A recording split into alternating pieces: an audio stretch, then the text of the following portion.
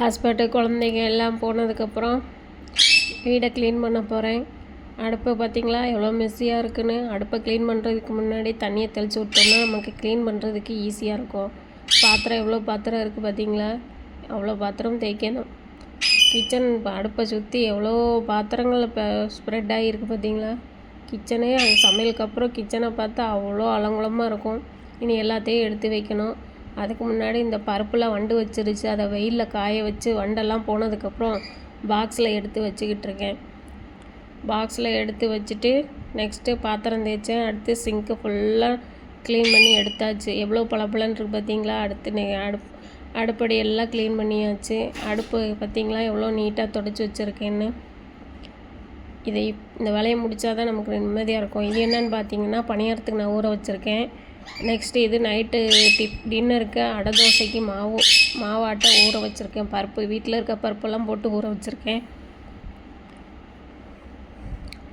என் பொண்ணு ரொம்ப நாள் அடை தோசை கேட்டுக்கிட்டு இருந்தா, அதனால தான் லஞ்சுக்கு சோறு இருக்குது, சிக்கன் குழம்பு.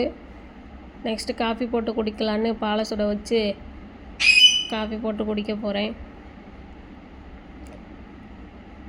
இங்கே துபாயில் ஏகப்பட்ட காஃபி தூள் இருக்குது. எனக்கு பிடிச்சது டேவிட் ஆஃப் காஃபி தூள் தான் நம்ம பட்ஜெட்டுக்கு ஏற்ற மாதிரி இருக்கும், டேஸ்ட்டும் நல்லாயிருக்கும். அதனால் டேவிட் ஆஃபில் ஒரு காஃபியை போட்டு குடித்தா தான் நமக்கு போன உசுறு திரும்ப வரும். அதுக்கு முன்னாடி எங்கள் வீட்டில் கிளி இருக்குது. உங்களுக்கு சவுண்டு பின்னாடி கேட்டுக்கிட்டு இருக்கும்னு நினைக்கிறேன். கிளி எங்களோட கிளி இல்லை, பக்கத்து வீட்டு கிளி. அவங்க ஊருக்கு போயிருக்கிறதால என்னை பார்த்துக்க சொல்லி கொடுத்துட்டு போயிருக்காங்க. நானும் குழந்தைங்க சரி கொஞ்சம் என்டர்டெயின்மெண்ட்டாக இருக்கும் விளாட்றதுக்குன்னு நான் வாங்கி அதை பார்த்துக்கிட்டு இருக்கேன். அந்த கிளியெல்லாம் அவங்களுக்கு காட்டுறேன் இப்போது. அதுக்கு முன்னாடி கிளிக்கு பக்கத்தில் இருக்க அந்த ஜன்னலை ஓப்பன் பண்ணி பார்த்துடலாம்.